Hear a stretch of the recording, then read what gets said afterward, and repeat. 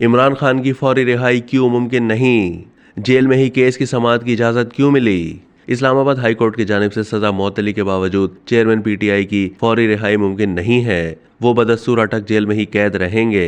Toshakhana case में chairman PTI ने high court से सजा मुअत्तल तो करा ली, लेकिन साइफर केस में एफआईए उनकी बाज़ाब्ता गिरफ्तारी अमल में ला चुकी है और सीक्रेट एक्ट के तहत कायम खुसूसी अदालत ने उनको आज 30 अगस्त तक जुडिशल रिमांड पर अटक जेल में ही कैद रखने के अहकाम दिए हैं। ऑफिशियल सीक्रेट एक्ट के तहत इस्लामाबाद में कायम मुल्क की पहली खुसूसी अदालत के जज अबू अल हसनात मोहम्मद जुल्करनैन ने साइफर केस में चेयरमैन पीटीआई का जुडिशल रिमांड देते हुए सुपरिंटेंडेंट अटक जेल को 30 अगस्त को मुलजिम को अदालत में पेश करने का हुक्म दिया है। ये मुकदमा एफआईए सीटीडब्ल्यू इस्लामाबाद ने 15 अगस्त को ऑफिशियल सीक्रेट एक्ट 1923 की दफा 5, 9 और ताज़ीरात पाकिस्तान की दफा 34 के तहत दर्ज किया था।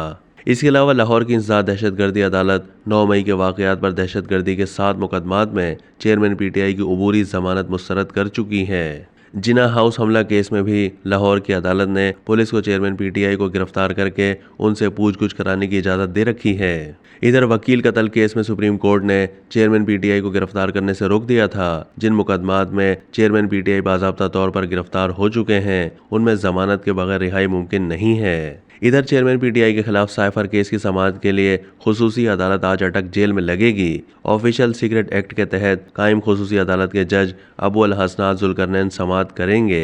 अदालत ने जुडिशल रिमांड खत्म करने पर जेल हुकाम को आज चेयरमैन पीटीआई को अदालत में पेश करने का हुक्म जारी किया था।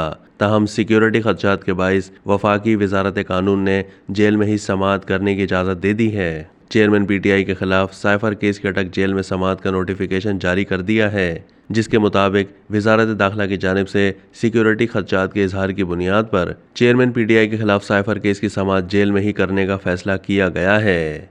अब तक के लिए इतना ही। मज़ीद मालूमात के लिए डेली जंग के यूट्यूब चैनल को सब्सक्राइब कीजिए।